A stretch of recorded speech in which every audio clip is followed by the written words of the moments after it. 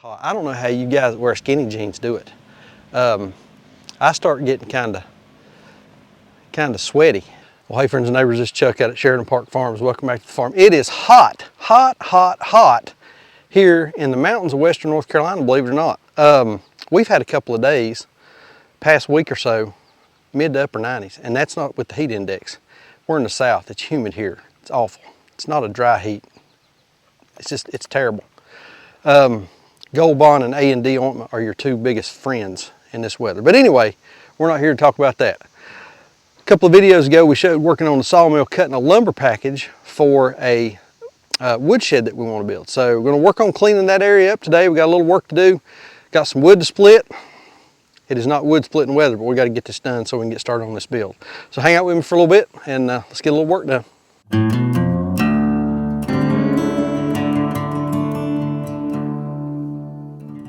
All right, so here's our little project for the day. So on the previous video, we showed where we had cut basically the lumber package to build a woodshed. And I've decided I want to put it right here, right in this general area, but we've got a little bit of a mess that we need to clean up. This is part of that red oak that fell up there in the upper field.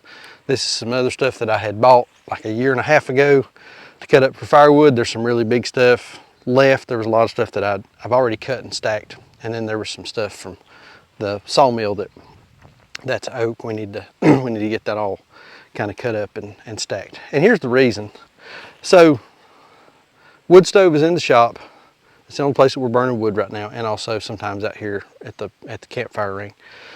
But I've stacked wood over here, and it just, you know, I've got it on pallets, but this is just falling, and it's a horrible, horrible, ugly mess. And I would just like to get my firewood in a shed, and I've got the sawmill. Now we can cut the lumber for it. So I think right here will be a good place. That is due south, so I don't know that I'll face it exactly that way. We may tilt it a little bit that direction, but don't know that we'll turn it square that way. So we'll get a lot of the midday sun. When we build it, you'll see it'll have a lot of airflow. But I got to get all this mess. I got to do something with this. This just worries me. It bothers me. This wood down here, this is dry. I think this is my dry stack. So this will be the next we'll burn, and then this, and then that over there is the greenest from right here down. So we're going to work on cleaning this mess up over here. Got some rounds. Like I said, I got some lumber in there. There's some big stuff. We may have to get the chainsaw out and cut a little bit of it up. But I've got this right here from that red oak that fell up there in the field. And I don't know how long I'm gonna work on this. It's hot. I mean, that's a big reason why I've not been doing more videos. You know, we kind of film what we do, and there's only so much you can watch of a middle-aged fat guy sitting in a recliner in the air conditioning. It's just miserable hot out here, y'all. It's dangerous is what it is. It's dangerous. But got a little bit of a cool spot right now. We got some overcast skies, a little cloudy. We had a little thread of a shower of rain a few minutes ago, but no luck on that. So let's get to work so we can get some of this split up and get this area cleaned up a little bit.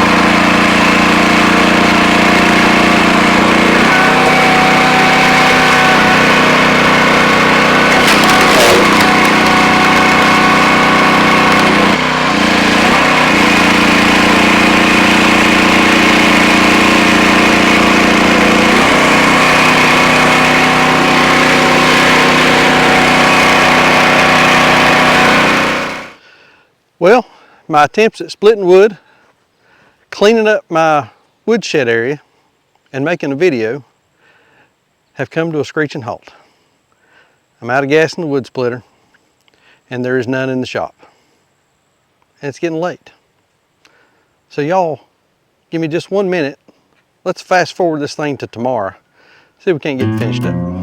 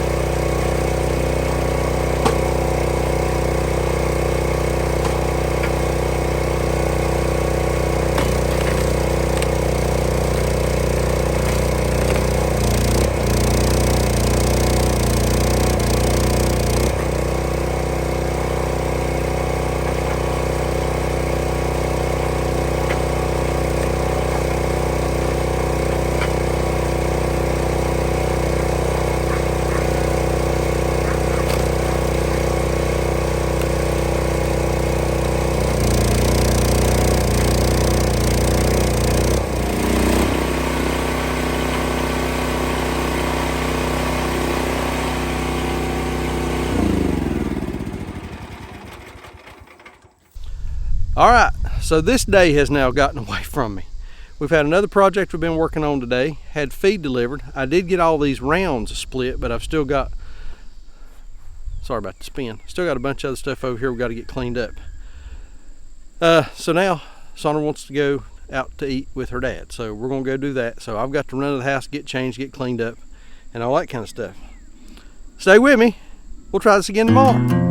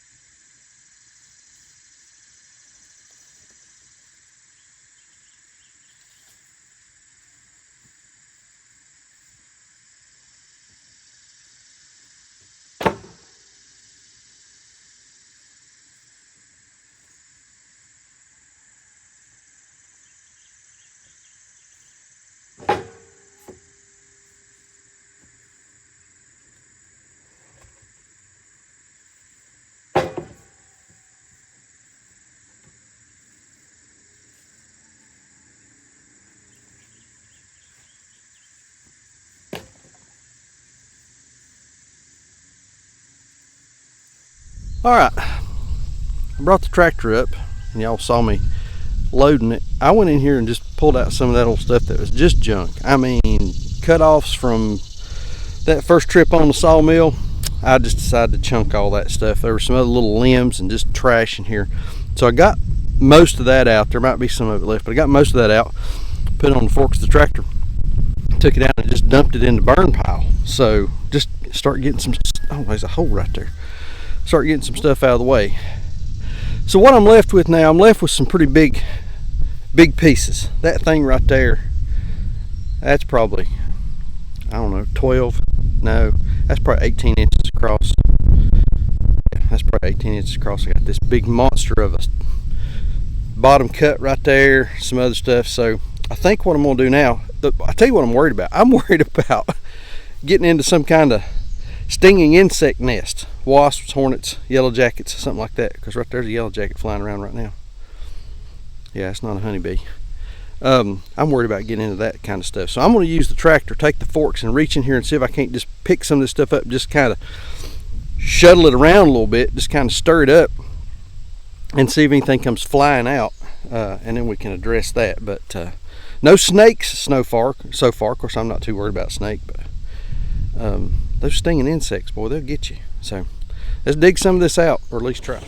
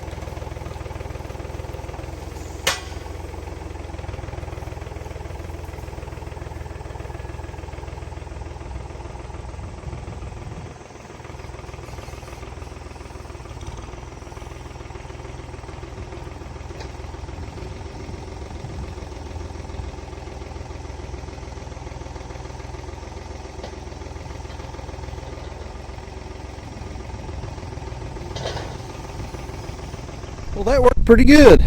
Got this big stuff over here out of the way. We'll take the chainsaw and cut some of it up. Man, like that thing is huge. That thing is huge, huge, huge. So I think this is probably salvageable for firewood. We'll maybe monkey with that. After this, y'all, I am not buying another truckload of junk. It just ain't worth it. But I got all this pretty good. There's a little bit of trash in here. We'll get all that cleaned up. A few little smaller rounds over here, we'll get those picked up and get them split and cut and all that kind of thing. And I think we'll be getting real close to having this cleaned up. We'll take the weed eater and trim over it, but making some progress. All right, y'all, we got some stuff to cut up, but I want to tell you a chainsaw story real quick. So I've had 3 chainsaws, and this is one of them. This is a Stihl MS290. It's an old Farm Boss. I bought this and another, I think 023, off of a good friend of mine before he passed away a couple of years ago. He'd gotten in poor health and just couldn't use them. And so he made me a what a deal. So I bought 2 chainsaws off him. This is probably my primary chainsaw, and then that 023 is the secondary. And then about, I don't know, 2 years ago, year and a half, whatever, I bought a little Husqvarna at an auction. Bought it dirt cheap, and the reason that they were selling it dirt cheap was the sprocket or the spool with the start rope on it was stripped out and they couldn't get it to start. It was an $8 part. I bought it, fixed it. Saw works great. I don't particularly care for Husqvarna, but anyway, it is what it is. So the story is, a couple of weeks ago, I was doing a little bit of weed eating, and that combi head that I've got, the drive shaft down in that thing broke. And called the local steel dealer. If you got one in stock? Yeah, we've got one. I said, okay, I'm gonna send my wife to get it because she was in town anyway.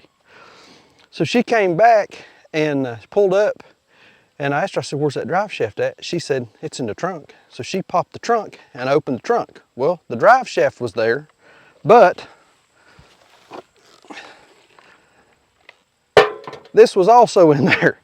And this is a Stihl MS 500i. It's a fuel injected chainsaw. And she just surprised me with it. So I've got to give a shout out to Whistle Britches for just spontaneously buying me something that I could potentially cut my leg off with. I really appreciate that.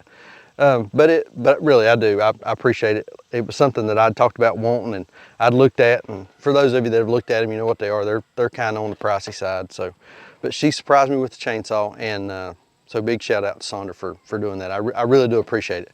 I've had the opportunity to use this a couple of times. It is an absolute beast. I don't know that there's weight, power. I don't know that there's a chainsaw out there on the market that could beat that thing. It's a hell of a saw.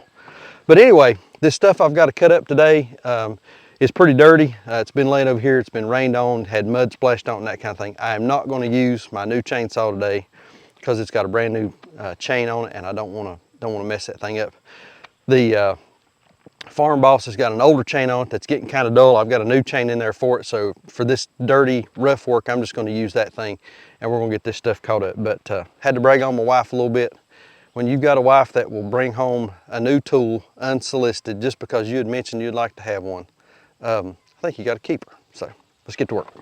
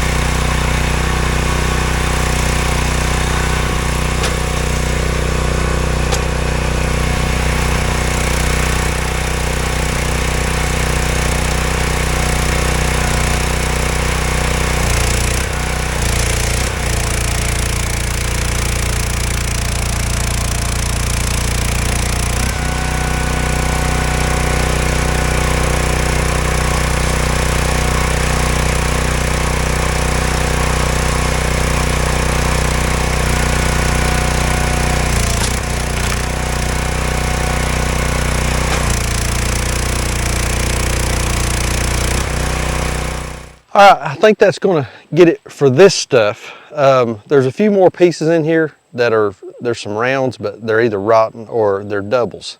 It was like where two trees were coming out, and I ran into a couple of those over here on the wood splitter, and they're just a mess. They don't split, they just gnarl up, and they're terrible. But I think that's going to get it for this.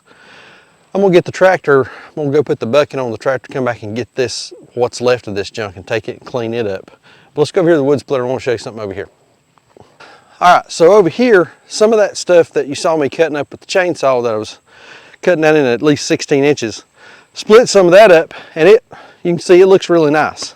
But there were some pieces like this right here that had like a big knot or something in them, and when you're running that through the splitter, it just tears it off into junk like that, and that's just not good. That's not good for the firewood. It's just, you can burn it, just aggravating to deal with.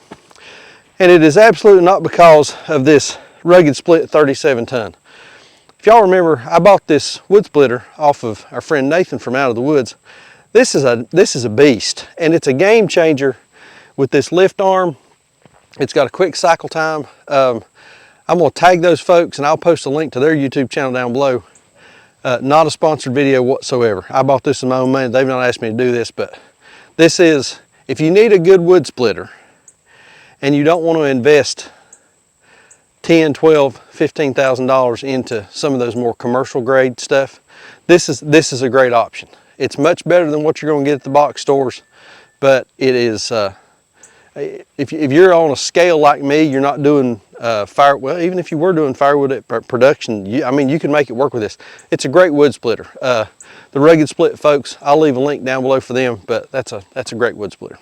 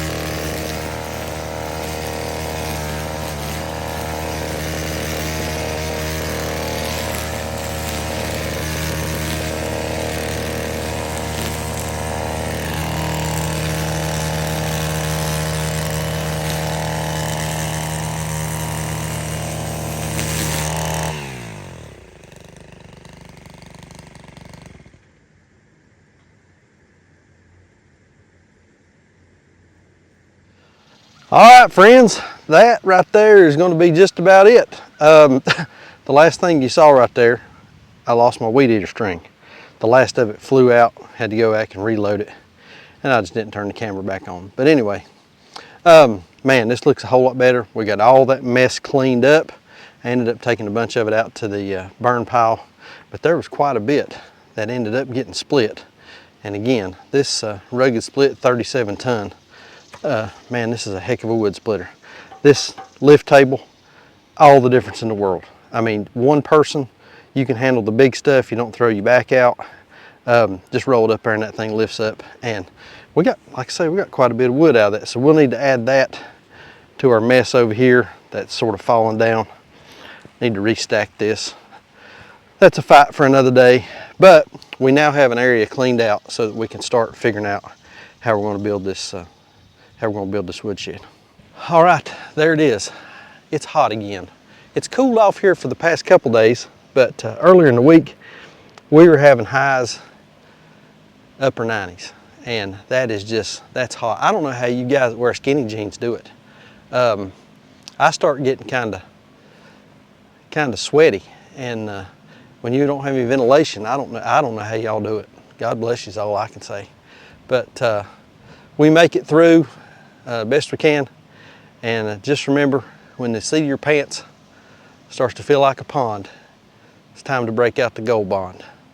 Like we always say, please keep us in your prayers. God bless you and your families, and we'll see you on the next video. Thanks.